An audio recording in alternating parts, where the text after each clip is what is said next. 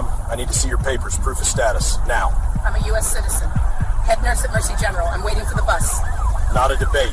ID or you're going in cuffs for obstruction. Then say it on camera. You're arresting an American nurse for standing at a bus stop. The dashcam mounted on the dashboard of the unmarked government SUV captured the entire scene in high definition, recording the crisp morning air and the silence of the suburban street before the chaos began. It was 7:15 a.m. on a Tuesday, the kind of morning that feels crisp and full of purpose.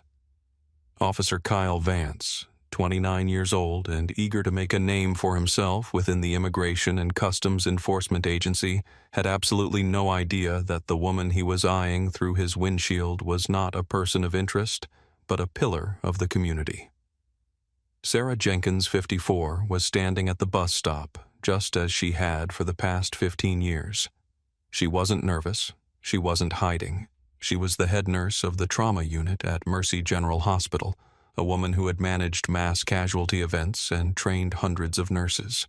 She was a fourth-generation American born in Cleveland, Ohio, to a father who was a chaotic Korean War veteran and a mother who taught civics. Sarah was dressed in her navy blue scrubs, a heavy cardigan against the chill, and her hospital ID clipped prominently to her chest. She was checking her watch, calculating the minutes until the number 42 bus would arrive to take her to a shift where 3 critical patients were waiting for her specific care. Kyle Vance saw none of that history. He didn't see the fatigue of a woman who had worked a double shift 2 days prior. He didn't see a citizen. He saw a quota. He saw a black woman standing alone at a bus stop in a neighborhood that had seen a recent influx of undocumented laborers, and he decided, based on nothing but his own ambition and bias, that she didn't belong. Vance had been on the task force for 18 months. He was aggressive, often reprimanded for his tone, but praised for his numbers. He parked his SUV illegally in the red zone, the tires crunching against the curb, and stepped out. He adjusted his tactical vest, checked the placement of his weapon not drawn but ready, and approached the bus stop with a swagger that betrayed his youth and his arrogance. Sarah heard the heavy boots on the pavement and turned her head slightly. She saw the uniform, the bold police patch that ICE agents often wear to project authority, and the aggressive stance. She didn't flinch. She had raised 3 sons in America. She knew exactly how to stand when law enforcement approached. She kept her hands visible, clasping her tote bag loosely. She expected him to walk past her, perhaps to the convenience store on the corner. Instead, Vance stopped 3 feet in front of her, blocking her view of the street. "Ma'am," he said, his voice loud enough to startle a few pigeons nearby. "I need to see your papers regarding your status in the United States." Sarah stared at him. The question was so absurd, so blatantly unconstitutional given the context that she blinked. "Excuse me?" she asked, her voice calm, the voice she used to soothe panicked relatives in the ER. "I am waiting for the bus to go to work. I'm a nurse." Vance smirked a dismissal that would later be played on loop for a federal jury.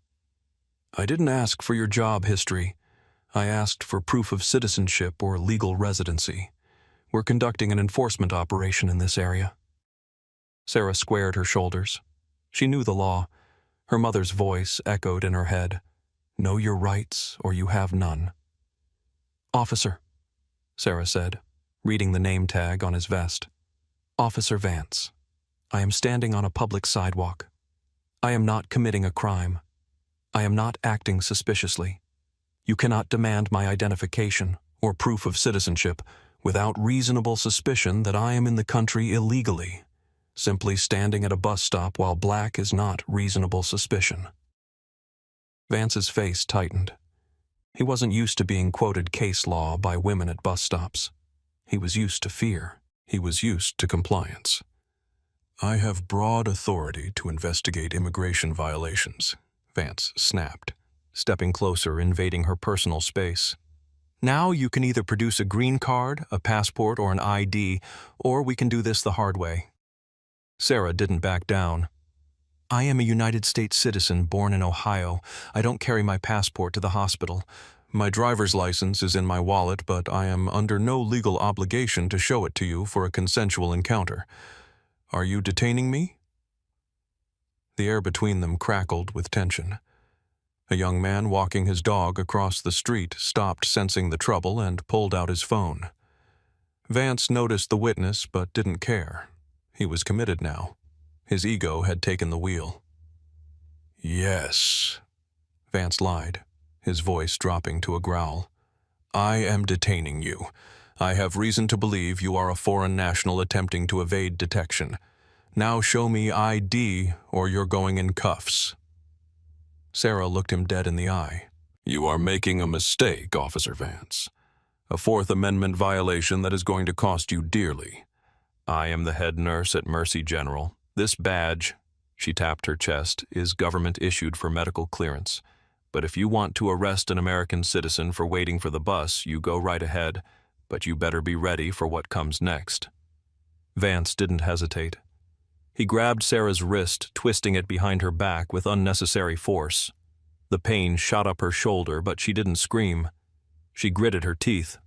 "Turn around!" Vance shouted, playing to an audience that wasn't there trying to justify his aggression. "Stop resisting!" "I am not resisting," Sarah said clearly. Speaking for the camera she hoped was watching, speaking for the young man across the street filming. "I am complying under duress. You are hurting my shoulder." Vance slapped the cuffs on her wrists, the cold metal biting into her skin. He marched her toward the SUV just as the number 42 bus turned the corner. Sarah watched it approach. She saw the driver, a man she waved to every morning, slow down and look with wide eyes as his regular passenger was shoved against the side of a law enforcement vehicle. She thought of her patients. Mr. Henderson needed his dressing changed at 8 a.m. sharp. The trauma bay needed her inventory check. She wasn't just losing her freedom. She was being stripped of her duty. "You have no idea what you're doing," Sarah said quietly as Vance patted her down, his hands searching her scrub pockets. He pulled out her phone and her wallet.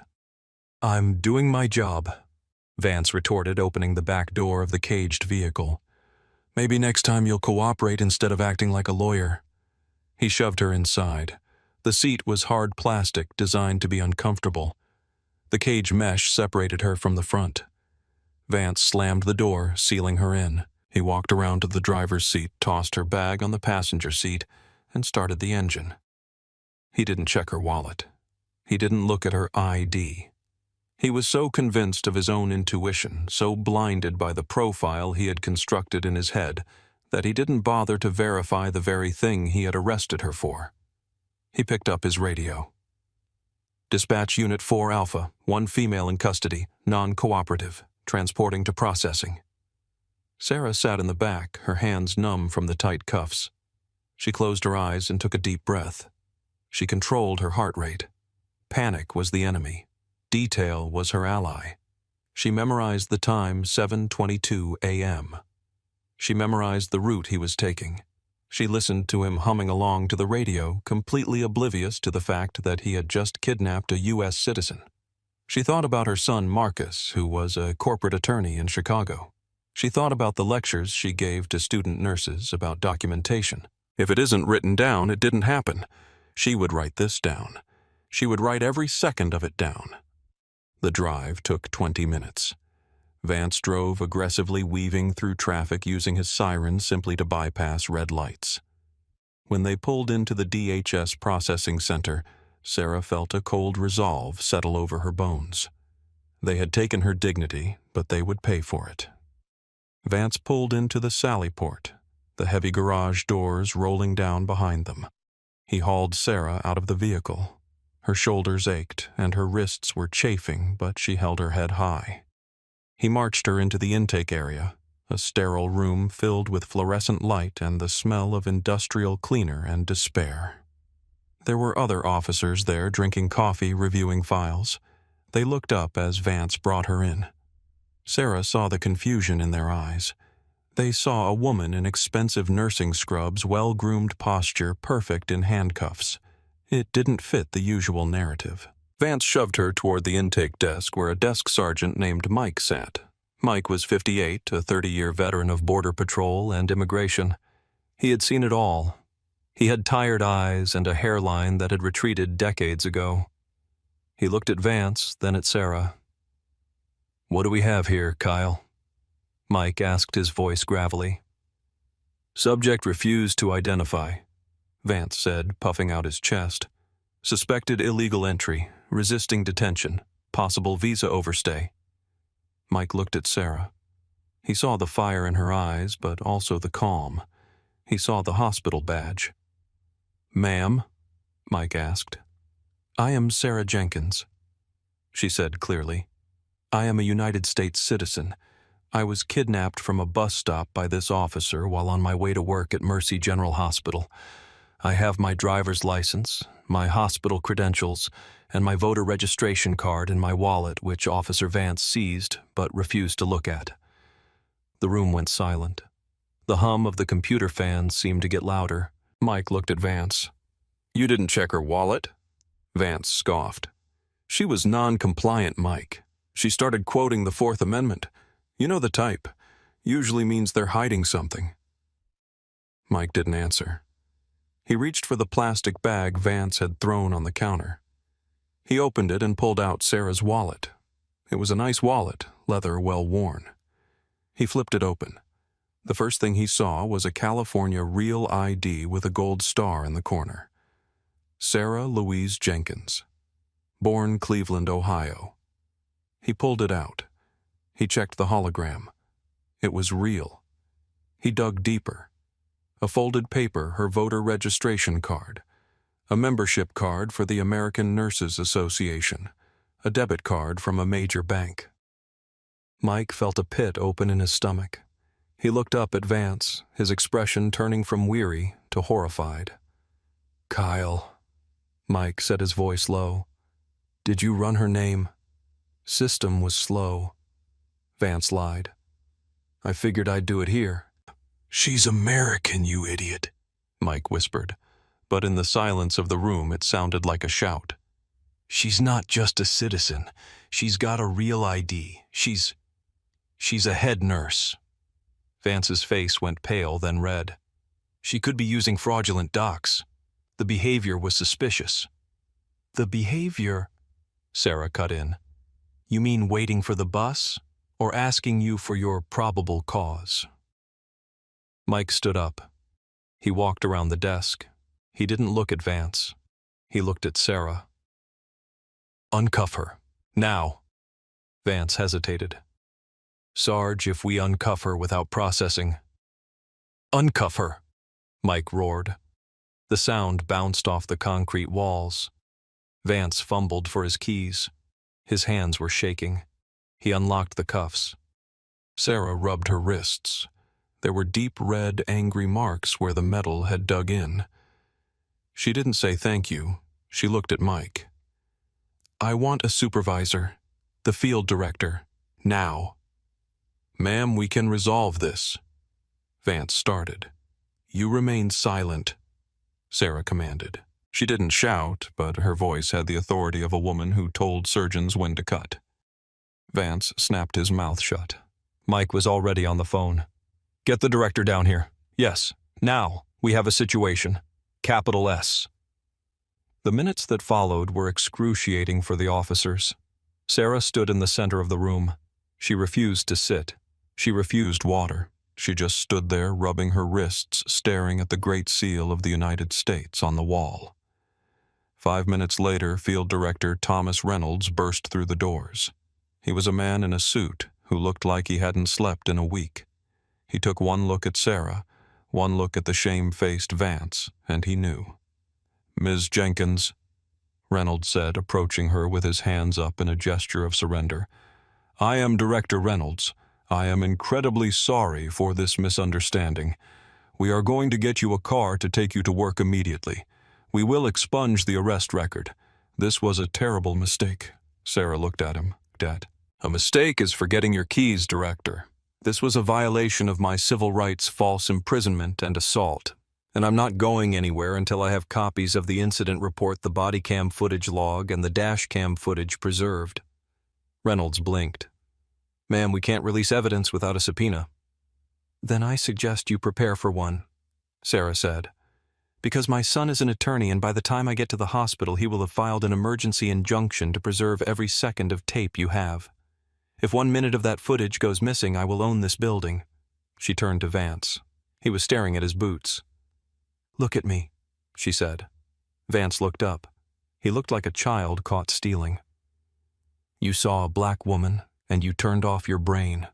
You assumed I was less than you. You assumed I had no rights. You were wrong, and I am going to make sure you never wear a badge again. Sarah accepted the ride to the hospital, but not in a police car. She demanded a town car service billed to the agency. She arrived at work 2 hours late. She walked into the trauma unit. Her wrists bruised her spirit, furious. She worked her shift. She saved lives. And on her breaks, she documented everything. The lawsuit was filed 4 days later. Jenkins versus Vance et al. It wasn't just a complaint. It was a manifesto. It listed 7 constitutional violations. It cited Terry versus Ohio and United States versus Brignoni-Ponce. It demanded jury trial. The Department of Justice tried to settle immediately. They offered $500,000. Sarah's lawyer, a shark named David Sterling, who specialized in 1983 civil rights claims, laughed at them. My client was kidnapped by the federal government, Sterling told the press. She doesn't want $500,000. She wants justice. The video from the bystander across the street hit the internet the same week. It was titled, Nurse versus ICE. It showed Sarah dignified and calm being manhandled by Vance. It showed the moment the cuffs clicked. It showed the bus leaving. The views skyrocketed. 2 million, 5 million, 10 million. The comments section was a war zone, but the overwhelming sentiment was rage. People shared their own stories. Nurses posted photos of themselves in scrubs with the hashtag #NotSuspicious. The discovery phase of the lawsuit was brutal for the agency. Sterling subpoenaed Vance's disciplinary records. They found a pattern. Vance had stopped 42 people in the last year. 38 were Hispanic or black. Only 3 had resulted in valid arrests. The rest were catch-and-release harassment.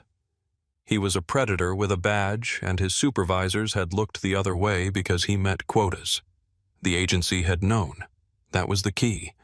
They had known he was profiling, and they had promoted him. The trial took place 18 months later in a federal district court.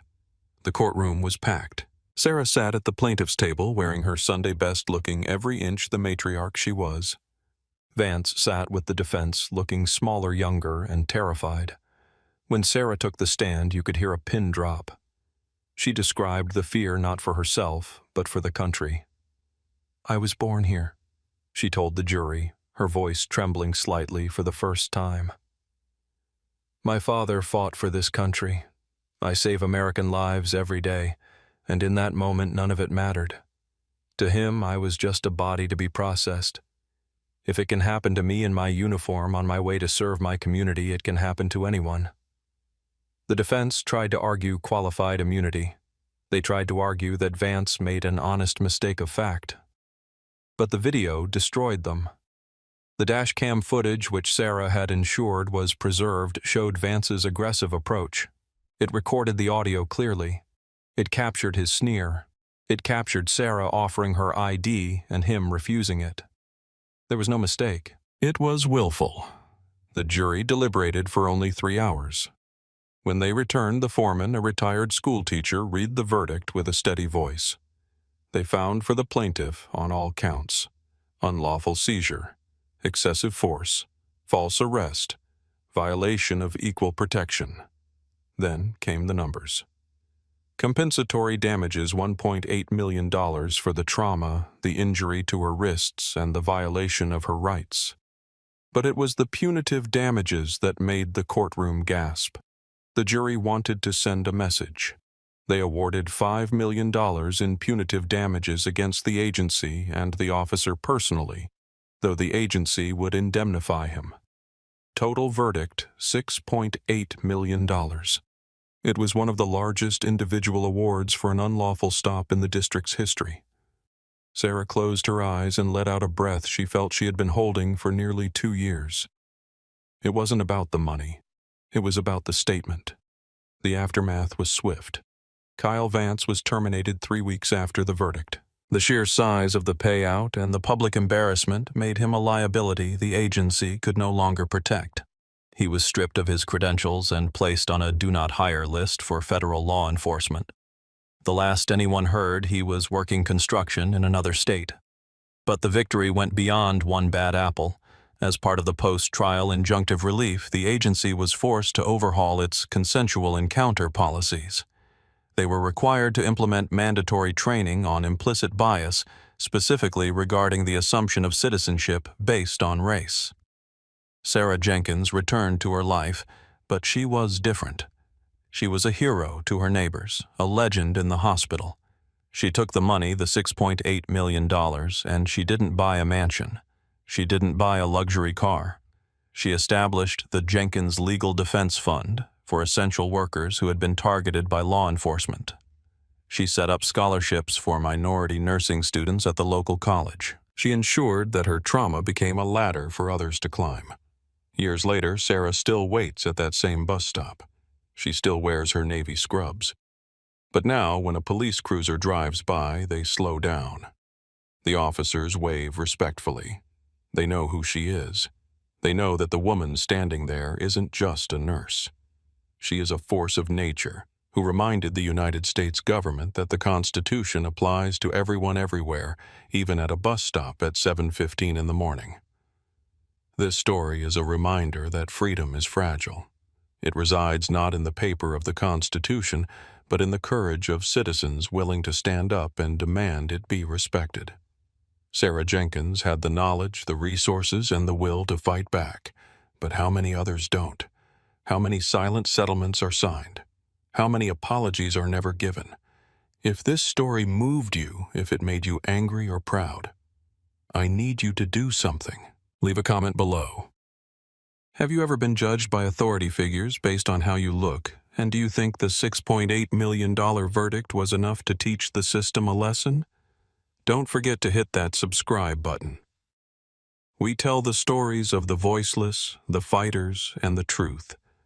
Until next time, stay safe, know your rights, and never let them silence you. Step away from the truck. Show me your papers right now. I'm a U.S. citizen, retired Marine Major. You're getting my Arizona ID, not papers. That license doesn't prove status. Turn around, hands on the tailgate, you're being detained. If you cuff me without checking my passport card in that wallet, this becomes a federal lawsuit on camera. Agent Kyle Vanner had been a field agent with Immigration and Customs Enforcement for just under 4 years when he made the decision that would end his career, humiliate his agency, and cost the federal government $7.9 million. He was 32 years old, ambitious and driven by a metric-focused mindset that prioritized arrest numbers over investigative due diligence. Vanner operated with a confidence that bordered on arrogance, believing his instincts were sharper than the law required. On a blistering Tuesday morning in Phoenix, Arizona, those instincts led him to a busy grocery store parking lot, where he spotted a man he decided didn't belong. That man was Marcus Thorne, a 58-year-old retired Marine Corps major and a decorated combat veteran with a Silver Star. Thorne was a black man, a father, a grandfather, and a United States citizen born in Detroit, Michigan. What Vanner did next, ignoring Thorne's calm assertions of citizenship, refusing to look at valid identification, and shackling a man who had served his country for 3 decades, would become a definitive case study in how unchecked bias blinds law enforcement to reality. Before we get into the details of this case, tell us where you are watching from today. And if you believe that those who serve our country deserve better than to be treated like criminals in their own neighborhoods, please hit that subscribe button. Your support helps us bring these necessary stories to a wider audience. The setting was the sprawling parking lot of a Market Choice grocery center in North Phoenix. It is the sort of place that serves as a hub for the community, surrounded by hardware stores and strip malls, always packed with pickup trucks, SUVs, and sedans baking under the relentless Arizona sun. It was 11:30 a.m. The temperature had already climbed past 90 degrees, creating shimmering waves of heat off the asphalt. The lot was busy with mid-morning shoppers, retirees, contractors on lunch breaks, and parents running errands while their children were in school. There was a rhythm to the place, the sound of shopping carts rattling over pavement and engines idling with air conditioners blasting. Marcus Thorne had arrived at the Market Choice at 11 a.m. He drove a pristine charcoal gray Ford F-150, a retirement gift to himself after leaving the Corps. Thorne was a man of routine and discipline. At 58, he kept himself in peak physical condition, his posture still carrying the ramrod straightness of an officer who had commanded battalions. He was dressed for the heat, but with his usual neatness, a navy blue polo shirt tucked into khaki cargo shorts and sturdy, well-worn work boots. He had spent 30 minutes inside the store picking up supplies for a home renovation project he was working on for his daughter, bottled water, heavy-duty trash bags, and cleaning supplies. He wasn't rushing. He moved with the deliberate, observant pace of a man who had spent a lifetime paying attention to his surroundings. Agent Kyle Vanner was patrolling the area in an unmarked SUV, though the vehicle was unmistakably law enforcement to anyone who looked closely tinted windows, extra antennas, and government plates. Vanner had been tasked with a routine surveillance sweep of a nearby construction site suspected of employing undocumented labor, but the site had been empty. Frustrated and empty-handed, Vanner decided to cruise the commercial lots looking for anything that fit his profile of suspicious activity. In Vanner's mind, the criteria for suspicion were fluid, often relying on gut feelings that he couldn't quite articulate in a report, but felt justified acting upon. He was looking for a win. He was looking for a stat. He parked his SUV in a shady spot near the exit of the Market Choice lot, scanning the rows of cars, waiting for something to catch his eye. He didn't know it yet, but he was on a collision course with a man who knew more about duty honor and the Constitution than Vanner would ever learn in his training manuals. The catalyst for the disaster that was about to unfold wasn't just Vanner's ambition.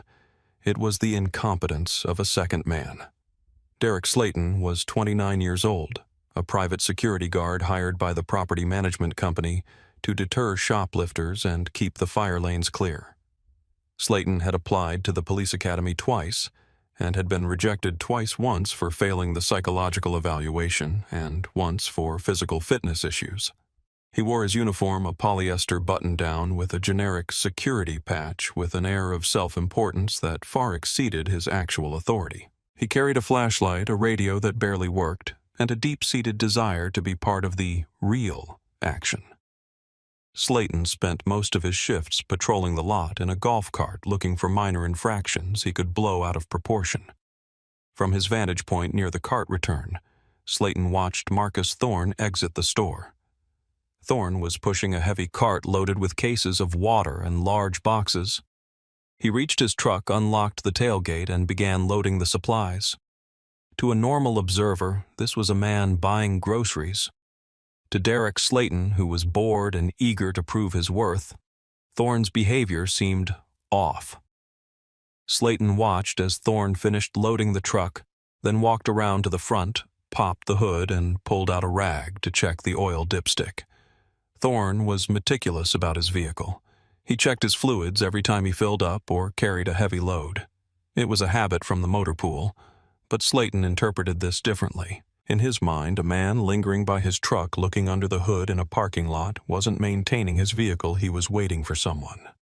He was stalling.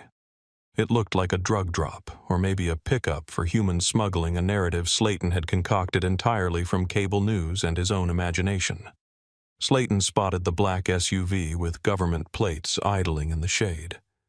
He recognized the type of vehicle immediately, seeing a chance to be useful to real law enforcement. Slayton drove his golf cart over to Vanner's window. He tapped on the glass. Vanner rolled the window down halfway, looking annoyed at the interruption. "Can I help you?" Vanner asked, his eyes hidden behind aviator sunglasses. Slayton leaned in conspiratorial and breathless. "I think I've got something for you, officer. There's a male subject over in row 4. Black male, late 50s. He's been loitering by that pickup truck for 20 minutes. Pretending to fix his engine, but he's keeping his head on a swivel. Looks like he's waiting for a drop. I've seen this kind of thing before." Slayton hadn't seen anything of the sort before, but he wanted to sound experienced. Vanner's interest was piqued. This was the lead he had been looking for. "Is he alone?" Vanner asked. "Solo," Slayton confirmed. "But he looks nervous. Big guy. Could be a runner." Vanner didn't ask for specifics.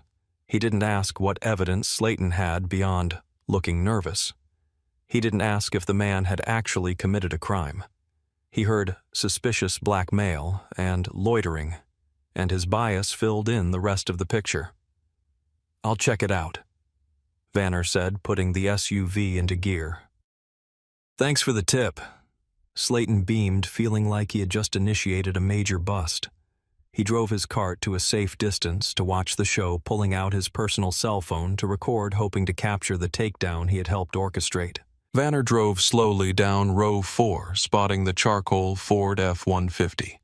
Thorne had finished checking his oil and was wiping his hands on a shop rag.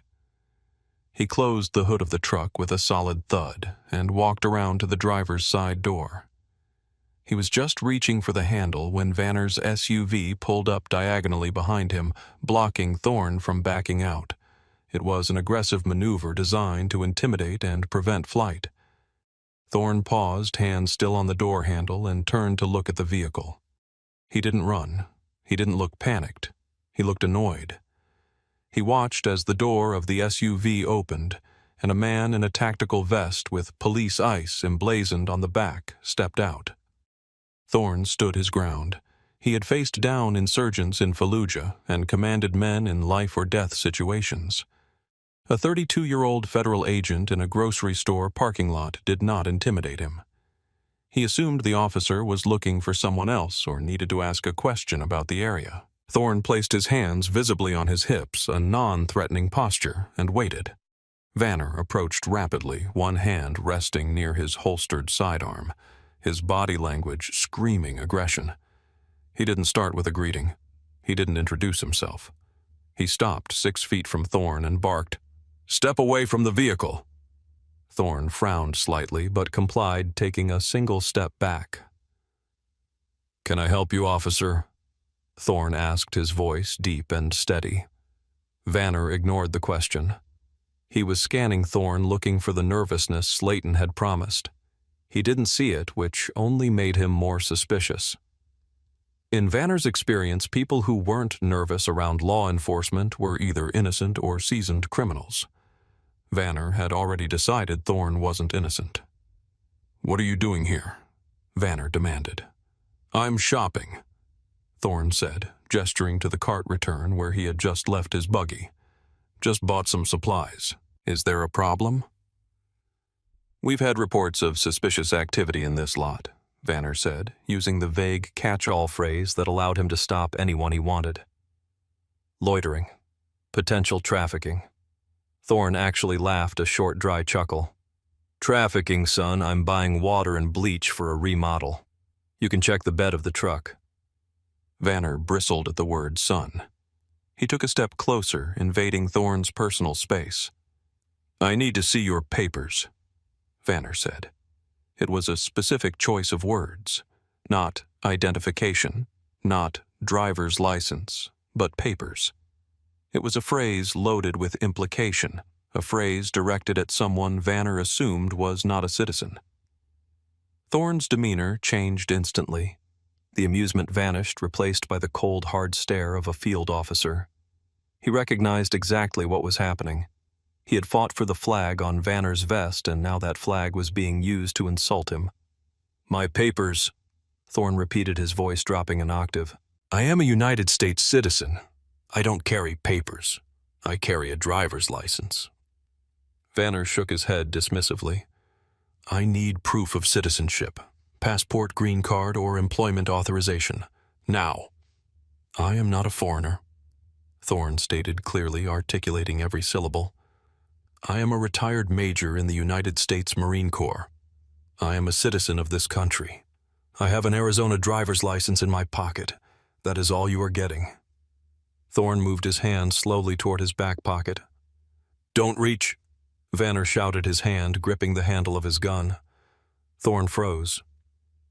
I am reaching for my wallet, Thorne said calmly, to show you the ID you asked for. I didn't ask for a license, Vanner snapped. I asked for proof of status. We have reason to believe you are in the country illegally. The accusation hung in the hot air between them. It was absurd. Thorne spoke unaccented American English. He was driving a late-model truck registered in his name. He was dressed like half the fathers in the parking lot. The only reason Vanner was questioning his status was the color of his skin. Reason to believe based on what? Thorne asked. Based on the fact that I'm black and fixing my truck, is that your probable cause? Vanner's face reddened. He wasn't used to suspects debating him. He was used to fear. He was used to compliance. Based on information received, Vanner lied, doubling down on Slayton's baseless tip. Now, are you going to provide documentation, or am I going to detain you for failure to identify and obstruction? Thorne knew the law. He knew that in Arizona he was required to identify himself if lawfully detained, but he also knew that Vanner had no reasonable suspicion for the stop. However, Thorne was also a pragmatist. He knew that arguing on the side of the road with an agitated agent could get him killed. He decided to provide the ID confident that it would end the encounter, even though he was furious. I am going to retrieve my wallet, Thorne announced again. Slowly. Vanner didn't draw his gun, but he kept his hand on it. Thorne pulled out a brown leather bifold wallet. He flipped it open. Inside, visible in the window, was his Arizona driver's license. He held it out for Vanner to see. Arizona driver's license. Valid. Issued to Marcus Thorne. Vanner glanced at it but didn't take it. That doesn't prove citizenship, Vanner said. Anyone can get a license. This was legally incorrect and practically nonsensical in this context, but Vanner was no longer operating on logic. He was operating on ego. He had challenged this man and he needed to win. It proves I am who I say I am, Thorne said. And if you run that name, you'll see I have no warrants and a clean record. Now am I free to go? Vanner sneered. No, you're not. I suspect that license is fraudulent, and until I can verify your country of origin, you're not going anywhere. Vanner was digging a hole, and instead of climbing out, he was asking for a shovel. He looked around. A small crowd had started to gather. Shoppers were pausing, sensing the tension. Phones were coming out. A woman near a minivan was recording. A man in a work shirt was watching closely. Vanner felt the eyes on him. He needed to assert control. Turn around and place your hands on the truck, Vanner ordered. Thorne stared at him. You are making a mistake, Thorne said. A very expensive mistake. Turn around, Vanner shouted, unholstering his taser this time, pointing the yellow plastic weapon at Thorne's chest. The sight of the weapon caused a gasp from the bystanders. He's not doing anything, a woman shouted from the sidewalk. He showed you his ID. Vanner ignored the crowd. Last warning, hands on the truck. Thorne looked at the taser, then at Vanner's eyes. He saw the panic and the pride warring in the younger man.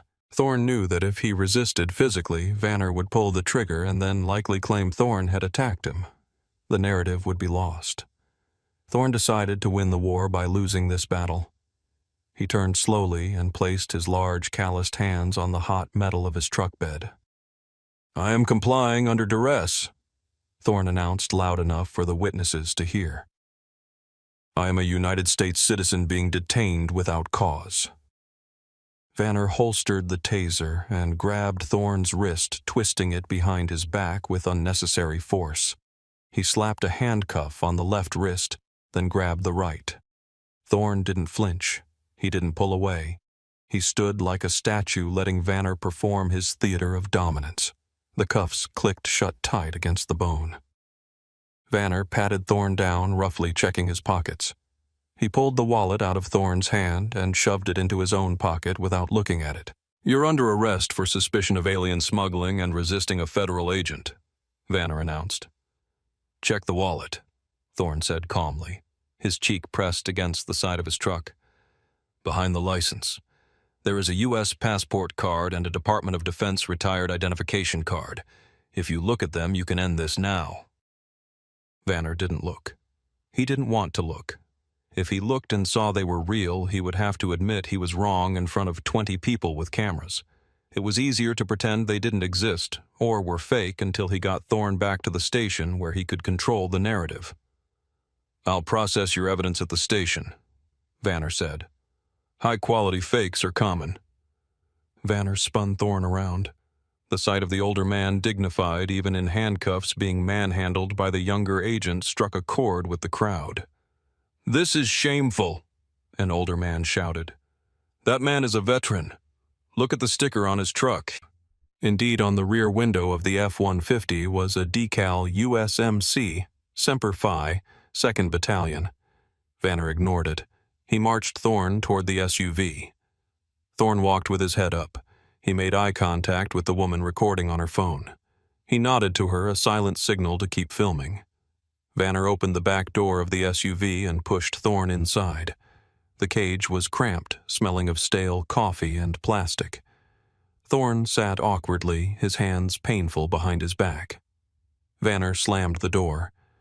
As he walked around to the driver's seat, Vanner felt a surge of adrenaline. He had his suspect. He would find something. Maybe the truck was stolen. Maybe the ID was fake. He convinced himself that he was right, because he had to be right. He couldn't imagine a world where he had just arrested an innocent man based on nothing but prejudice. The drive to the Phoenix-on-CE field office took 20 minutes.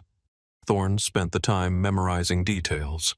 He noted the time on the dashboard clock. He noted Vanner's speed. He noted the fact that Vanner never radioed in the stop to dispatch a violation of protocol. Thorne was building his case file in his head. He remained silent, refusing to give Vanner any more ammunition. Vanner glanced in the rearview mirror, occasionally expecting Thorne to beg or bargain. Thorne just looked out the window, watching the city pass by his face, a mask of resolve. When they arrived at the field office, Vanner pulled into the secure sally port. He helped Thorne out of the vehicle, though helped was a generous term for the way he yanked the older man by the arm. They walked into the processing area, a sterile room with fluorescent lights and linoleum floors. Several other agents were at their desks. They looked up as Vanner brought in his catch. Vanner was beaming slightly, projecting the image of an agent who had just taken down a major threat. "Processing one for failure to identify and suspicion of illegal entry," Vanner announced to the room. He guided Thorne to a metal bench and pushed him down. "Sit." Thorne sat. "I need my wallet," Thorne said. "It contains my federal identification." Vanner ignored him and walked over to the intake desk to start the paperwork. At that moment, the door to the inner offices opened and Assistant Special Agent in Charge Michael Reynolds walked out. Reynolds was 55 years old, a career law enforcement officer who had started in Border Patrol and worked his way up. He was tired, overworked, and had zero tolerance for incompetence. He held a mug of coffee in one hand and a file in the other. He glanced at the bench and stopped dead in his tracks. He didn't see a suspect. He saw a man who carried himself like a fellow officer. And then he looked closer. Reynolds walked over to the bench. He looked at Thorne. "Sir," Reynolds asked, "can I help you?" Thorne looked up. "I am Major Marcus Thorne, USMC retired. This agent arrested me in a parking lot while I was buying groceries. He has refused to verify my citizenship.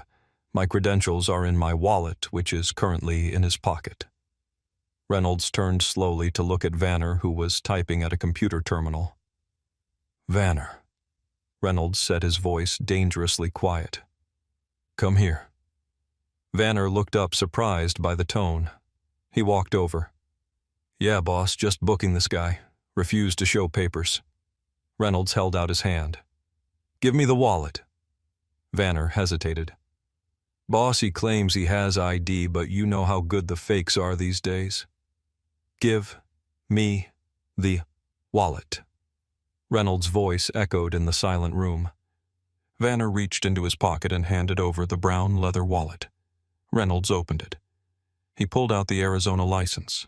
He ran his thumb over the hologram. It was real. He flipped the flap. There, in the clear plastic sleeve, was a blue U.S. passport card, and behind it the distinct hard plastic ID of a retired military officer. Reynolds looked at the dates. He looked at the rank. He looked at the face in the photo, and then at the face of the man on the bench. Reynolds closed his eyes for a second, taking a deep breath. He was watching a career-ending disaster unfold in real time. He turned to Vanner. "Agent Vanner," Reynolds said, his voice trembling with suppressed rage. "Did you look at these?" Vanner shifted his weight. I glanced at the license, but he wouldn't answer questions about his birth country, so I assumed." "You assumed?" Reynolds cut him off. "You assumed that a man with a valid Arizona driver's license, a U.S. passport card, and a military ID was an illegal alien. Did you run his name?" "Not yet. I was just..." "You arrested a United States citizen. You arrested a decorated field-grade officer, and you brought him here in handcuffs without a single shred of probable cause." Reynolds turned back to Thorne. "Major Thorne," Reynolds said, his tone shifting to one of profound respect and apology. "I am incredibly sorry. This is a mistake. A terrible mistake." He pulled a key from his belt and immediately unlocked the handcuffs. Thorne rubbed his wrists. There were deep red indentations where the metal had dug in. "It is more than a mistake," Thorne said, standing up and towering over Vanner. "It is a violation of my civil rights. It is an assault, and it is a disgrace to the oath you all took." Reynolds turned to Vanner. "Badge and gun, now." Vanner's eyes went wide. "What, boss? I was just following a lead. You profiled a citizen, you ignored exculpatory evidence, and you violated agency policy and federal law. Put them on the desk. You are on administrative leave pending an internal investigation. Get out of my building." Vanner, stunned and pale, unholstered his weapon and placed it on the desk. He unclipped his badge. He looked at Thorne, expecting maybe a moment of understanding, but found only a stone wall. He walked out of the processing room, his footsteps heavy in the silence. But the damage was already done. The videos from the parking lot were already online. By the time Thorne left the ICE office, driven home personally by Reynolds, the internet was on fire. The video showed everything. Thorne's calm compliance, Vanner's aggression, the refusal to look at ID. The caption, "ICE agent arrests black veteran for shopping," was trending globally. The backlash was immediate. Veterans organizations issued blistering statements. The NAACP Legal Defense Fund reached out to Thorne before he even got home. The lawsuit was filed 3 weeks later. It was a masterclass in civil litigation. It named Kyle Vanner, the Department of Homeland Security, the security firm that employed Derek Slayton and Market Choice for their negligent reporting policies. The complaint detailed counts of false imprisonment, assault, and battery, intentional infliction of emotional distress, and deprivation of rights under color of law. It highlighted the fact that Vanner had bypassed every protocol designed to prevent this exact situation. He had chosen bias over procedure. During the discovery phase, Vanner's personnel file was opened.